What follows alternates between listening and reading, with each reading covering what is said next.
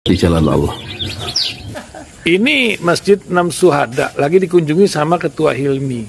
Modal awalnya berapa Pak Yudi Pramuko? 750.000 rupiah aja. Jadi ini 500 jutaan nih barang. Sekarang udah habis 310. Masya Allah, tuh udah pakai keramik, laponnya tinggal. Granit tuh kayak marmer. Tuh, Masya Allah nih, sampai juga kita ke sini. Masjid Enam Syuhada, ngapa namanya Masjid Enam Syuhada, Ya, Pak Yudi? kita mau mendokumentasikan perjuangan dakwah nama anak muda pengawal Habib Rizik Syihab itu. Masya Allah. Yang dibunuh sama orang jahat di kilometer 50. Kilometer 50 ya. Itu kan simbol memperjuangkan dakwah itu kita harus memberikan segalanya untuk Islam kan ya, untuk Masya dakwah Islam. Allah. Dan nama anak muda itulah yang sudah memberikan segalanya untuk Islam. Masya Allah. Kita Apa nanti nama pemuda itu ada juga di sini mungkin diterapkan? Mungkin namanya 6 syuhada. Enam syuhada Iya, itu, 6 syuhada dipasang di sini, 6 syuhada. Bipali, apa yang dikomentarin dari ini semua, Bipali? Masya Allah, luar biasa. Dari uang 700.000, kalau pengen ternyata bisa. Bisa. Allah kirim. Tuh, bisa. Ya, dengan Masya. masuk satu gang kecil, tapi Bapak ini luar biasa. Kecil tuh. Oh, Masya Allah ya. Satu call aja. Masya Allah. Perjuangan Pak Yudi Pramuko, YouTuber sejagat paling tua. Tertua di semesta. Tertua di semesta. Masya Allah. Tukang donat. Tukang donat. Tukang donat dari Paru. Ini saya laporkan dari lapangan ini, langsung dari Masjid Enam Syuhada. Masya Allah. Dan ini dia. Dalam lihat ah. Tuh lihat tuh masjidnya, tuh imamnya di situ tuh. Malam-malam lagi kita, Masya Allah, masih kurang nih. Atapnya katanya transfer aja ada rekeningnya di bawah terlihat. Assalamualaikum warahmatullahi wabarakatuh. Ini ada berita menarik ya. Maki ungkap alasan bakal laporkan PPATK dan Mahfud MD ke Bareskrim.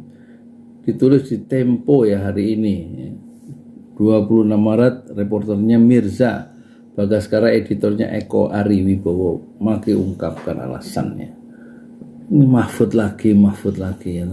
Tempo.co Jakarta, Koordinator Masyarakat Anti Korupsi atau Maki Bonyamin Saiman, ini dulu terkenal nih, mau Maki nih, Bonyamin Saiman membenarkan akan mengadukan Pusat Pelaporan dan Analisis Transaksi PPATK ke Bareskrim pada pekan depan ya. Namun dia menyebut pelaporan tersebut dilakukan dalam rangka membela PPATK melalui mekanisme hukum. Bonyamin menyebut rencana pelaporan ke Bareskrim tersebut akan dilakukan pada Selasa 29 Maret 2023. Sementara hari Rabu Mahfud dipanggil oleh DPR ya, Komisi 3. Akan dikuliti di sana kelihatannya Mahfud nih, karena dianggap membuka rahasia ya, dokumen rahasia dari PPATK ke publik ya. Ia mengatakan laporan tersebut akan berupa laporan dugaan membuka rahasia tuh kan, dengan terlapor PPATK dan Menko Polhukam Mahfud MD. Karena pekan ini saya masih berada di Bali, jadi mudah-mudahan Selasa pekan depan sudah bisa ke Bareskrim untuk melaporkan, ujar Bonyamin Saiman. Bonyamin siapa itu? Bonyamin Saiman ya. Bonyamin Saiman dalam keterangannya pada Sabtu 25 Maret. Selanjutnya Bonyamin menjelaskan pelaporan tersebut bertujuan untuk menguji statement DPR yang menyebut PPATK telah melanggar pidana setelah mengumumkan pencucian uang di Kementerian Keuangan yang mencapai 349 triliun. Ia mengatakan pengujian tersebut menggunakan logika pembuktian terbalik karena DPR ngomong begitu. Jadi saya ingin uji apakah omongan DPR ini yang benar atau justru ngaco. Dalam teori saya istilahnya adalah logika terbalik, ujar Bonyamin Saiman. Meski begitu, Bonyamin meyakini PPATK tidak melanggar peraturan terkait pengumuman informasi aliran dana tersebut. Ia mengatakan PPATK sudah sesuai koridor kewenangan yang diberikan kepada mereka selama ini. Kalau menurut saya PPATK tidak melakukan membuka rahasia dan tidak melanggar undang-undang sebagaimana ketentuan yang ditentukan di pasal 11 Undang-Undang tentang PPATK, kata Bonyamin. Selain itu, Bonyamin menjelaskan keyakinan tersebut disebabkan oleh informasi yang disampaikan oleh PPATK dan Mahfud tidak menyasar kepada orang tertentu secara spesifik, sehingga kata dia tidak ada pihak yang dirugikan dalam informasi tersebut. Saya yakin apa yang dilakukan PPATK ini tidak melanggar pidana, sebab yang disampaikan PPATK tidak orang per orang, tidak merugikan siapapun, kata Bonyamin. Oleh sebab itu Bonyamin mengatakan dirinya juga akan meminta Bareskrim Polri untuk memanggil anggota DPR yang mengatakan adanya tindak pidana oleh PPATK.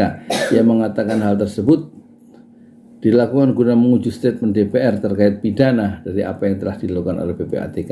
Dan ini tentunya disertai dengan argumen anggota DPR yang bisa disampaikan kepada kepolisian. Sebelumnya, PPATK menyebut ada temuan transaksi mencurigakan 349 triliun di Kementerian Keuangan. Kepala PPATK, Evan Yustiavandana, menyebut aliran dana mencurigakan tersebut juga berasal dari tindak pidana pencucian uang. TPPU pencucian uang itu hasil analisis dan pemeriksaan tentunya TPPU.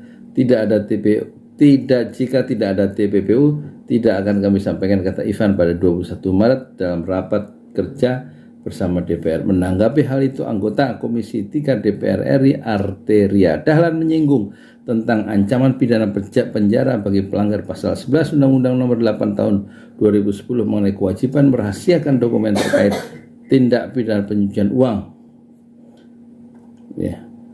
Setiap orang itu termasuk juga menteri, termasuk juga Menko ya, yang memperoleh dokumen atau keterangan dalam rangka pelaksanaan tugasnya menurut undang-undang ini wajib merahasiakan dokumen atau keterangan tersebut, ujar politikus PDIP tersebut. Wah, ini makin seru ya, dia membela PPATK dan membela Mahfud ya.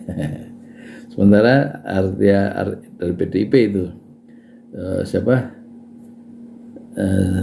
itu dari ucapan yang terakhir itu yang bocorkan itu pidana itu dari PDIP, sementara Bonyamin Saiman kan nggak ada yang dilanggar baik oleh Mahfud maupun oleh PPATK. Ya, kita lihat ya pertarungan itu nanti besok di DPR tentang nasib Mahfud MD melawan jagoan-jagoan anggota Komisi 3 ya, DPR.